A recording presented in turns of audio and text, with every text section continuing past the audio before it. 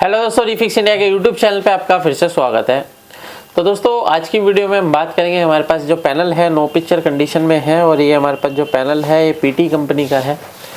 तो देखिए ये जो सेट है हमारा लॉयड कंपनी का है जिसके अंदर पीटी का पैनल यूज़ किया गया है। तो पहले मैं आपको पैनल का नंबर दिखा देता हूँ। यहाँ पे अगर आप देखेंगे तो यहाँ पे पैनल का जो नंबर है यहाँ पे आप ये देख सकते हैं, जूम करके मैं दिखा देता हूँ।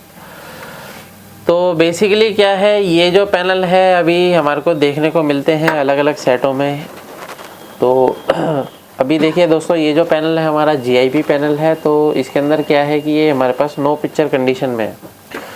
तो इसको अभी हम रिपेयर करेंगे, चेक करेंगे, देखेंगे क्या कंडीशन इसके अंदर है, किस तरीके के फॉल्ट इसके अंदर हमारे को देखने को मिलता है, कैसे हम फॉल्ट फाइंडिंग करते हैं। बाकी अगर आपको भी पैनल को रिपेयर करने में प्रॉब्लम आती है तो आप एलसीडी एलईडी टीवी रिपेयर की ट्रेनिंग ले सकते हैं। नीचे दिए गए कॉन्टैक्ट नंबर पर कॉन्टैक्ट करें अगर आपको एलसीडी एलईडी टीवी रिपेयर की ट्रेनिंग लेनी है, और जिसमें एंड्रॉयड सॉफ्टवेयर हार्डवेयर और पैनल का कंप्लीट हम कोर्स कराते हैं। तो अभी क्या है कि अगर हम इसको चेक करते हैं स्टेप बाय स्टेप, सेट को हमने ऑन कर लिया है। ऑन करने के बाद यहाँ पे हमने मल्टीमीटर को डीसी वोल्ट की रेंज पे लगाना है। यहाँ पे आप ये देख सकते हैं। तो डीसी वोल्ट की रेंज पे लगाने के बाद जैसे हम अगर यहाँ पे वोल्टेज चेक करते हैं तो सबसे पहले हमारे को जो वोल्टेज मिलती है, तो यहाँ पे जो हमारे को वोल्टेज मिलेगी यहाँ पे आप ये देख सकते हैं 12 वोल्ट की सप्लाई है, जो कि हमारे को बिल्कुल परफेक्ट तरीके से मिल रही है।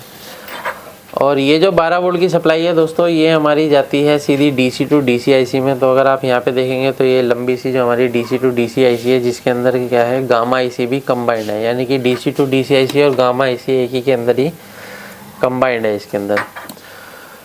तो इसके अंदर जब वोल्टेज जाती है तो हमारा सबसे पहले जो है 3.3 वोल्ट बनता है। तो यहाँ पे आप ये देख सकते हैं 3.3 वोल्ट की सप्लाई हमारी बिल्कुल परफेक्ट तरीके से बन रही है।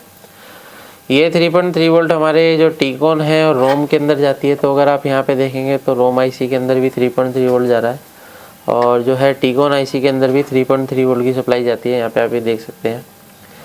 तो ये वोल्टेज जो है हमारी कंप्लीट है, यानी कि ज़्यादातर ये वोल्टेज जो होती है, प्राइमरी वोल्टेज तो हमारी ओके रहती है, लेकिन ज़्यादातर जो प्रॉब्लम आती है हमारे सेकेंडरी के अंदर ज़्यादा दिक्कतें आती हैं। तो सेकेंडरी वोल्टेज जो हमारी बनती है, तो सबसे पहले हम एवीडीडी अगर वोल्टेज चेक करते हैं तो एवीडीडी वोल्टेज पे हमारे को कोई भी वोल्टेज देखने को नहीं मिल रहा है। तो एवीडीडी वोल्टेज पे कोई भी वोल्टेज नहीं मिल रहा, तो इसका मतलब ये है कि हमारा जो डीसी टू डीसी सर्किट है वो प्रॉपर तरीके से काम नहीं कर रहा है, जिसकी वजह से हमारा ना तो आपको वीजीएल मिलेगा और ना ही आपको वीजीएच मिलेगा। तो वीजीएच पॉइंट पे भी देख लेते हैं, यहाँ पे भी हमारे को कोई भी वोल्टेज देखने को नहीं मिल रही है। तो अभी अगर इस तरह की कंडीशन आती है तो सबसे पहले हम ये देखते हैं, क्योंकि क्या होता है कि ये अगर पैनल देखेंगे तो इसके अंदर यहाँ पे गेट लाइन है, यहाँ पे भी गेट लाइन है और यहाँ पे भी गेट लाइन है। क्योंकि ये जीआईपी पैनल है तो यहाँ पे जो गेट लाइन होती है कई बार ये शॉर्ट होने की वजह से भी दिक्कत आती है। तो सबसे पहले हम इसको समझने की कोशिश करते हैं कि प्रॉब्लम गेट लाइन में है या हमारे डीसी टू डीसी सर्किट में है। तो सेट को हम ऑफ़ कर लेते हैं। ऑफ़ करने के बाद हम यहाँ पे एक जैसे वीजीएच पॉइंट पे अगर हम वीजीएल पे लगा लेते हैं एक पॉइंट पे, और सेट को ऑन करते हैं। ऑन करने के बाद देखते हैं कि हमारा जो वोल्टेज है वो स्टेबल रहता है या फिर आगे जाता है, किस तरीके से रहता है। तो यहाँ पे अगर आप देखेंगे तो यहाँ पे जो वोल्टेज है हमारा आगे स्टेबल है, यानी कि आगे वोल्टेज वापस नहीं गया है। तो इसका मतलब ये है कि जो प्रॉब्लम रहती है वो डीसी टू डीसी सर्किट में है। दोबारा से मैं आपको इसको ऑफ़ करके ऑन करके दिखाता हूँ, क्योंकि देखिए क्या आता है, अगर हमारी गेट लाइन शॉर्ट होती है तो यहाँ पे जो वोल्टेज है वो आके और कुछ ही सेकंड में चली जाती है। तो इस पॉइंट पे अगर हम दोबारा रखते हैं और सेट को ऑन करते हैं तो दोबारा से अगर हम यहाँ पे वोल्टेज देखेंगे तो यहाँ पे हमारे को क्या कंडीशन मिल रही है, यहाँ पे आप ये देखेंगे। तो ये जो वोल्टेज है हमारी यहाँ पे आके और स्टेबल हो गई है, यानी कि वापस नहीं गई है। तो इसका मतलब ये है कि जो प्रॉब्लम है वो कहीं ना कहीं डीसी टू डीसी सर्किट में है। अब देखिए दोस्तों, सभी के पास जो है बॉन्डिंग मशीन नहीं होती है, जिसकी वजह से क्या होता है कि प्रॉब्लम आती है रिपेयर करने में। काफ़ी सारे जो टेक्नीशियन होते हैं जिनके पास बॉन्डिंग मशीन होती है तो वो सीधा हमारी पीसीबी को रिप्लेस कर देते हैं और उनकी प्रॉब्लम सोल्व हो जाती है। लेकिन जिनके पास बॉन्डिंग मशीन नहीं है तो उनको क्या है, इसी पैनल पीसीबी को रिपेयर करना पड़ता है। तो रिपेयर करने के लिए दोस्तों आपको क्या है, पूरा सर्किट आपको एक एक तरीके से पता होना चाहिए। अलग अलग सर्किट जो है हमारे पैनल में यूज़ किए जाते हैं। तो वो सारे सर्किट हम अपनी ट्रेनिंग के अंदर दिखाते हैं, किस तरीके से सर्किट काम करता है। अलग अलग डीसी टू डीसी आईसी किस तरीके से काम करती है, कैसे आपको पता चलेगा कौन सी आईसी किस में कंबाइंड हो गई है। तो ये सारी चीज़ें हम अपनी ट्रेनिंग के अंदर बताते हैं। फ़िलहाल अभी हम इसको रिपेयर करते हैं और रिपेयर करने के लिए क्या क्या चीज़ें हम चेक करेंगे। तो अभी मैं सेट को ऑफ़ कर लेता हूँ। ऑफ़ करने के बाद हम यहाँ पे सारी शॉर्टिंग चेक करेंगे कि कई बार क्या होता है कि हमारे पैनल के अंदर शॉर्टिंग होती है तो कोई भी वोल्टेज हमारी नहीं बनेगी। तो मल्टीमीटर को हम कंटिन्यूटी पॉइंट पे लगा लेते हैं और यहाँ पे अगर हम देखते हैं तो यहाँ पे आप ये देख सकते हैं, यहाँ पे काफ़ी सारे पीएफ लगे हुए हैं। तो पीएफ को एक एक करके हमारे को चेक करना होता है। कई बार क्या होता है पीएफ हमारा शॉर्ट हो जाता है, जिसकी वजह से क्या होगा, आपका DC to DC circuit protection में रहेगा और आपका सर्किट काम नहीं करेगा। तो यहाँ पे अगर आप देखेंगे प्रॉपर तरीके से, यहाँ पे देख सकते हैं, यहाँ पे हमारे को कोई भी शॉर्टिंग नहीं मिल रही है। ये ओके है, ये भी ओके है, ये भी ओके है। तो अभी क्या है कि ऑलमोस्ट हमारे कैपेसिटर तो ओके हैं।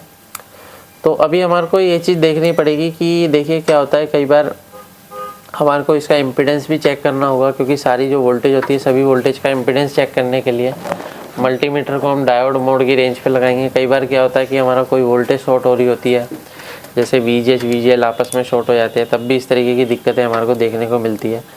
तो मैं यहाँ पे क्या है वोल्टेज को यहाँ पे मैंने देख सकते हैं, यहाँ पे मैंने डायोड रेंज पे लगा लिया है और यहाँ पे क्या है हम सभी पॉइंट पे चेक करेंगे। जैसे कि हम यहाँ पे देखते हैं तो ये जो पॉइंट है हमारा, यहाँ पे देखते हैं, ये जो पॉइंट है हमारा AVDD का पॉइंट है। यहाँ पे मेरे को जो वैल्यू मिल रही है वो 400 पे, मेरे को 470 के अराउंड मेरे को यहाँ पे वोल्टेज जो है वैल्यू मिल रही है। और अगर हम VGH पे चेक करते हैं तो VGH पे देख सकते हैं यहाँ पे 600 के अराउंड मिल रही है। यहाँ पे हमारी ये बिल्कुल ओके है। और यहाँ पे अगर हम VGL पे देखते हैं तो हमारे को VGL पे देखिए दोस्तों, यहाँ पे जो हमारे को मिल रहा है वो 2.589 मिल रहा है। अब देखिए यहाँ पे क्या है, जो हमारा VGL पे हमारे को ये जो है वैल्यू मिल रही है, तो ये जो हमारा इम्पीडेंस है वो बिल्कुल गलत है। अगर यहाँ पे क्या है, यहाँ पे हमारी बिल्कुल ही जो है इम्पीडेंस यहाँ पे नहीं रहना चाहिए। अगर यहाँ पे इम्पीडेंस नहीं है तो इसका मतलब क्या है कि हमारा ये ट्रैक ओके होगा। तो अभी क्या है कि इस ट्रैक के अंदर दिक्कत हो सकती है, जिसकी वजह से इस तरीके से हमारे को ये वैल्यू शो कर रहा है। यहाँ पे VGL के पॉइंट पे हमारे को कोई भी वैल्यू नहीं आनी चाहिए। तो अभी देख सकते हैं यहाँ पे जो है हमारा जो सर्किट है वो यहाँ पे है VGL का। तो अगर हम देखेंगे तो डायोड इसके अंदर लगा होता है। तो डायोड का एक पॉइंट जो होता है हमारा, यहाँ पे आप ये देखेंगे जो होता है वो नेगेटिव से जुड़ा होता है, और दूसरा पॉइंट जो होता है यहाँ पे आप ये देख सकते हैं। और यहाँ पे मैं PF पे चेक करा रहा हूँ, दूसरा पॉइंट जो है हमारा इससे होता हुआ इस पॉइंट पे आता है। तो इस पॉइंट पे आता है तो कई बार क्या होता है कि बीच में इंटरनल ट्रैक ब्रेक होने की वजह से भी दिक्कत आती है। पता नहीं कई बार क्या होता है बीच में रेजिस्टेंस लगे होते हैं तब भी दिक्कत आती है। तो यहाँ पे अगर हम देखेंगे तो इसका एक 0 ohms की रेजिस्टेंस लगी हुई है, तो इसको भी हम चेक कर लेते हैं पहले। तो ये हमारी रेजिस्टेंस बिल्कुल ओके है, और यहाँ रेजिस्टेंस से होती हुई जो सप्लाई है वो हमारी जो है यहाँ पे इस पॉइंट पे आनी चाहिए, जो कि हमारे को यहाँ पे नहीं मिल रही है। तो यहाँ पे इसको कंप्लीट करने के लिए सबसे पहले एक हम जंपर की जगह यहाँ पे 10K की रेजिस्टेंस का यूज़ करेंगे, क्योंकि क्या होता है कई बार जो वोल्टेज है जहाँ पे नहीं भी देनी होती है तो यहाँ पे आप 10K लगा सकते हैं, क्योंकि जिससे आपका क्या होगा सर्किट बचा रहेगा, सर्किट के अंदर ज़्यादा दिक्कत नहीं आएगी। तो यहाँ पे क्या है कि मैं सबसे पहले यहाँ पे बाईपास करके देखता हूँ और फिर ट्राई करते हैं, देखते हैं क्या कंडीशन इसकी मिलती है।